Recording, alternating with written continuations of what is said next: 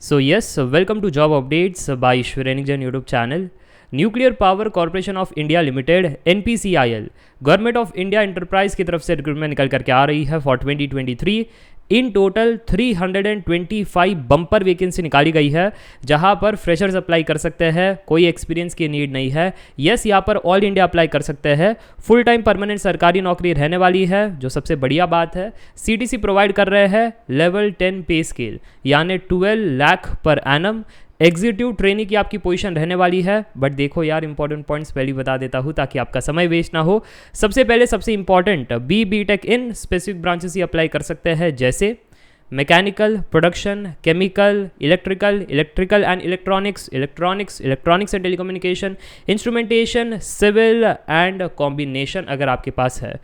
दूसरा, यहाँ पर गेट 2021 या 2022 या 2023 का वैलिड स्कोर होना चाहिए, तब आप अप्लाई कर सकते हो। अगर आपके पास नहीं है तो यहाँ पर आप वीडियो को छोड़ सकते हो, और अगर वीडियो को छोड़ रहे हो ज़रूर से इस वीडियो को लाइक कर देना ताकि उन स्टूडेंट्स तक पहुँच सके जो इंटरेस्टेड है और एलिजिबल भी है। तो चलिए यार, अब डिटेल में बात करते हैं। जैसे आप यहाँ पर देख सकते हो, यहाँ पर ये रेड कलर में आप मूविंग पॉइंट्स देख सकते हो। तो नोटिस में ये वाली जो नोटिस है, recruitment of ET 2023 in NPCIL through gate advertisement, इस पर क्लिक करोगे तो ये वाली PDF ओपन हो जाएगी। मैंने सारा इंपॉर्टेंट डेटा हाईलाइट कर लिया है। जैसे NPCIL government of India enterprise है, सरकारी कंपनी, जिसके अंदर ये रिक्रूटमेंट निकाली गई है ET पोजीशन की फॉर 2023।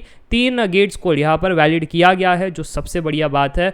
तो जो स्टूडेंट्स थर्ड ईयर में भी लिखते हैं ना, उनके लिए बेनिफिट है, ताकि फोर्थ ईयर में अगर गेट बढ़िया ना भी जाए ना, तो वो थर्ड ईयर वाला जो स्कोर है वो यहाँ पर आप यूज़ कर सकते हो। By the way, final year वाले बच्चे भी यहाँ पर अप्लाई कर सकते हैं, तो उनको भी वीडियो छोड़ने की ज़रूरत नहीं है। चलिए आगे लेकर चलता हूँ। अब यहाँ पर एप्लीकेशन जो है 11 अप्रैल को स्टार्ट होगा। मैं वीडियो बना रहा हूँ 4 अप्रैल को, इस चीज़ का ध्यान रखना, नहीं तो कहोगे सर अप्लाई लिंक तो आ ही नहीं रहा है ना। तो 11 अप्रैल से स्टार्ट होगा, 28 अप्रैल तक ये कहानी चलेगी। इन टोटल 325 वैकेंसी है, और कैसे क्या यहाँ पर ब्रांचेस में वैकेंसी बटी हुई है, सारा कुछ यहाँ पर बताया गया है। ठीक है, unreserved, EWS, SC ST OBC सब कुछ यहाँ पर बताया गया है। हाईएस्ट आप देख सकते हो मैकेनिकल के अंदर 123 इन टोटल वैकेंसी है, बाकी ब्रांचेस के लिए उससे कम ही है। चलिए, यहाँ पर अगर आपको रिस्पेक्टिव ब्रांचेस में अप्लाई करना है तो BTech इन रिस्पेक्टिव डोमेन होना चाहिए। एक तो BTech में BTech या BSc 60% एग्रेड मार्क्स होना चाहिए।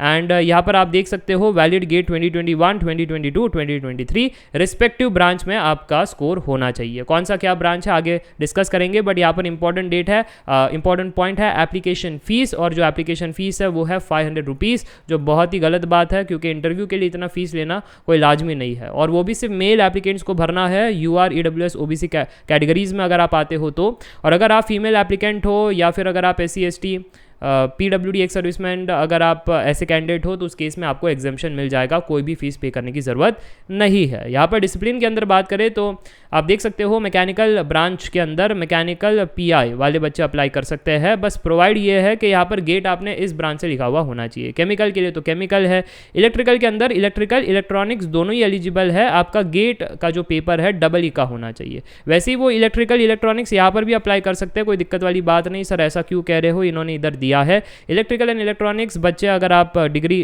कर रहे हो इस ब्रांच में, और अगर आपने लिखा है अंडर इलेक्ट्रॉनिक्स एज गेट, यानी यहाँ पर EC का पेपर अगर आपने लिखा है, तो भी आप अप्लाई कर सकते हो।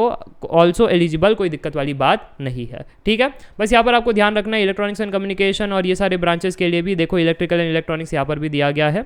आपका पेपर कोड EC का होना चाहिए। इंस्ट्रूमेंटेशन वालों के लिए यहाँ पर पेपर कोड इंस्ट्रूमेंटेशन होना चाहिए। सिविल का तो सिविल है।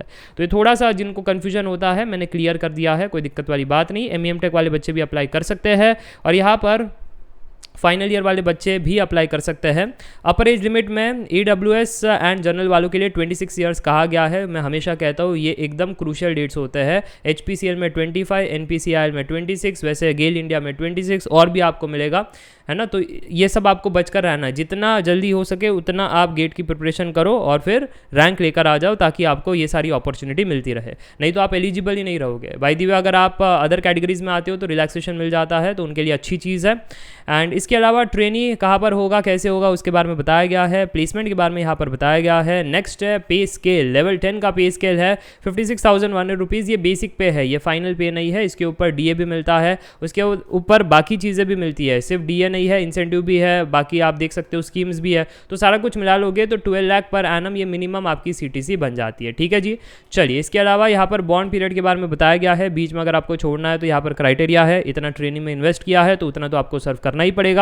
एंड यस, यहाँ पर सिलेक्शन प्रोसेस जो है पर्सनल इंटरव्यू के प्योर माध्यम से होने वाला है। बस यहाँ पर शॉर्टलिस्ट करने के लिए ये स्कोरिंग फिल्टरिंग के लिए ये 2021, 2022, 2023 गेट स्कोर का यूज़ करने वाले हैं। बाकी तो अंतिम में आप कैसे परफॉर्म करते हैं इंटरव्यू, उसके बेसिस पर ही आपको नौकरी मिलेगी। इंटीमेशन ऑफ इंटरव्यू जो है, डेट, टाइम, वेन्यू, ये सारा बताया जाएगा ईमेल आईडी या फिर एसएमएस के द्वारा। यहाँ पर final selection basis performance of pi यहाँ पर बताया गया है। एंड मेडिकल फिटनेस टेस्ट भी होगा, ये ध्यान से आप नोट कीजिएगा, है ना। कोई बताएगा नहीं कि मेडिकल टेस्ट भी होता है, उसमें फेल हो गए तो नौकरी नहीं मिलती है, तो मैं बता देता हूँ।